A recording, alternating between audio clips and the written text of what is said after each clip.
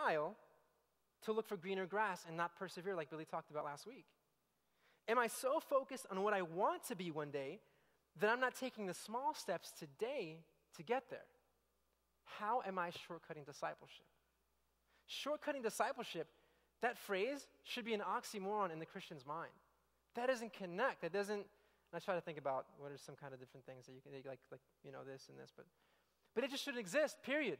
It doesn't make sense. We should not accept it as a Christian. And as I was studying this, I was trying to think, discipleship, and why is it important? And God, how is it important? And I came up with these different things, and I think it gave me further understanding as to how important it is to God. And I hope as I say these three little things, that it'll help you to understand, wow, discipleship really is valuable. It really, God has a hefty estimation of it. First thing, Jesus didn't need 12 disciples. He didn't need 6. He didn't need 1. He didn't need any. Think about it. Jesus could have walked on this earth by himself for the 33 and a half years, whatever it is, died on the cross, Holy Spirit still would have came, blessed the church, teachings of Christ would still have been, throughout all the nation, and the church still would have happened mightily. Well, hold on. Doctrinally, there's prophecies, The shepherd had to be struck, and the sheep had to scatter. One had to turn him over for 30 pieces of silver. There's prophecies. Very good, right. But who put the prophecies there in the first place? God. So God set it up for the disciples to be there, but he didn't have to. He didn't have to include those prophecies there. Jesus didn't need the disciples. Number one. Number two, Jesus could have crammed all of his teachings in to this 2-week seminar on 2 weeks with Jesus. Instead of 3 years with the disciples, he could have just said, all right, you guys sit down, no questions, just listen, take notes. Peter, read this, and just learn, all right? Here we go. 3 steps on how to cast out demons. You got that? All right, good. Number 2, evangelism 101, just preach me. All right, number 3, discipleship for dummies, read it for homework, you'll get it later. He could have done that in a couple weeks, but he didn't. He spent 3 years with the disciples. Number 3, he could have set up Jesus Ministries International in Jerusalem and just said to all the disciples, guys, you don't know this, but it's going to be recorded of you some really embarrassing moments. So let me save you the trouble. I'll just build Jesus International Ministries, let you hang out in Jerusalem for 3 years. I'll show up on Sundays and Wednesdays to preach to you guys and pray with you guys and talk to you guys, but just don't leave, okay? Please, for the sake of Christianity, don't walk out of the building. Just stay here and let me teach you when I come back, okay? You'll be ready in 3 years. Can you imagine if he would have done that? Do you know what he would have spared himself of? James and John, look at Jesus. Jesus is walking into Samaria. Some village in Samaria says, no, we don't want to let you come in here. You're not allowed. You're not accepted. James and John are like, hey, Jesus, do you want us to call down fire from heaven and burn them up? All their little kids and families and everything? No. Jesus is like, dude, you're supposed to be the apostle of love. What's the matter with you, fire from heaven? It's in the Bible.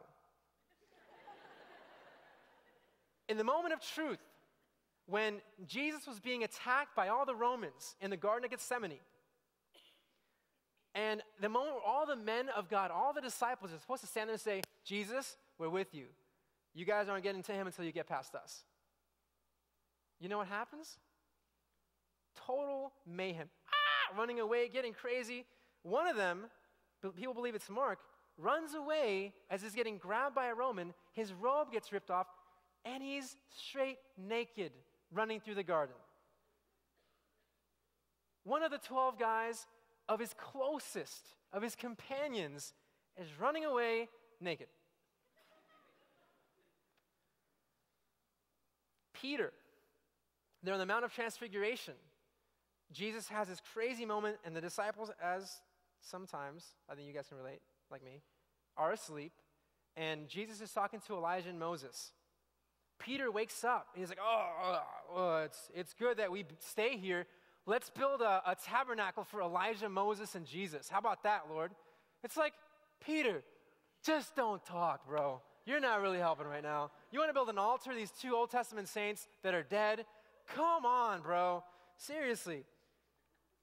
Jesus could have spared himself of all those things. He didn't need the disciples. He could have spent less than 3 years, and he could have just kept them parked in Jerusalem so they wouldn't embarrass him in the 3 years that he had with them. But he didn't. He didn't do it that way. To me, that says Jesus really values discipleship. He didn't invite us to that kind of discipleship. What I just described, not be with me, not be with you for a long time, just let me keep you secluded somewhere because I'm ashamed of you and embarrassed. He didn't invite us to that. He invited us to Mark chapter 3, verses 13 and 14. So if you're there, please turn there. Look at verses 13 and 14. I'll read it nice and loud for you. I got a mic. Mark 3, 13 and 14. The Bible says this. And just Jesus is with his disciples. They followed him for a little while now. And now 13 says, and he went up on the mountain called to him those he himself wanted. And they came to him. Verse 14. Then he appointed 12 that they might be with him and that he might send them out to preach. Can you guys pull 2 things from that? And can we just pull it in and examine it real quick? Number 1, the Bible says in verse 14, he appointed 12 that they might be with him. That word for with in the Greek symbolizes companionship. It implies a mark of association. You see me, you're going to see the disciples. You see the disciples, you see me. That's what he's basically calling them to. And number 2, in the second half of verse 14, that he may send them out to preach. His proposal was clear and it was direct and there was no mistaking what he wanted. Ladies, let me ask you a question. Girls, seriously. Probably hasn't happened since high school. I hope. But did you ever have a moment where some guy came up to you like this? I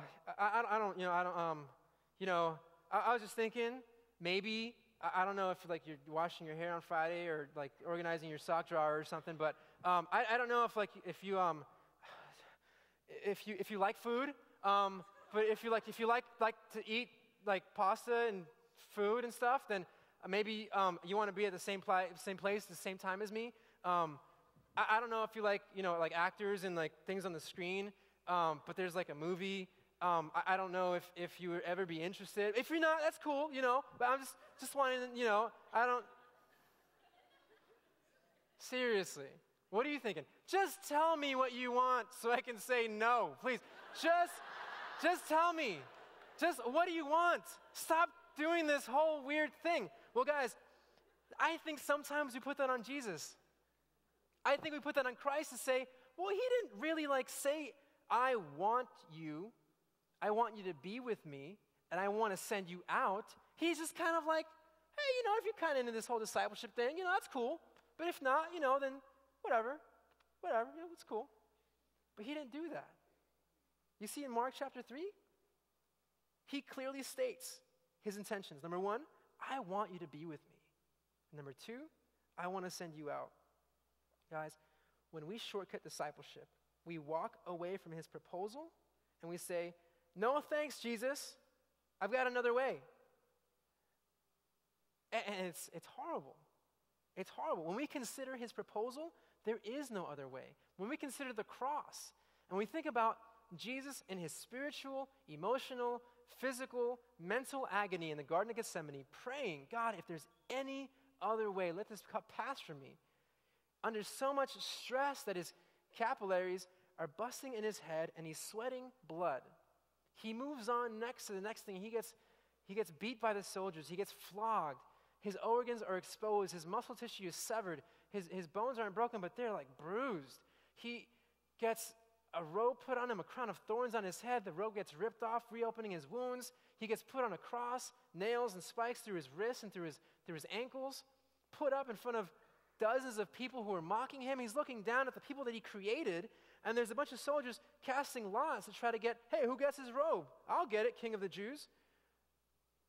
When we consider the cross, when we consider his sacrifice, when we consider what he went through to give us the proposal of discipleship, we've got to come to the conclusion, there is no other way. There is no shortcutting discipleship. I've come to know that personally.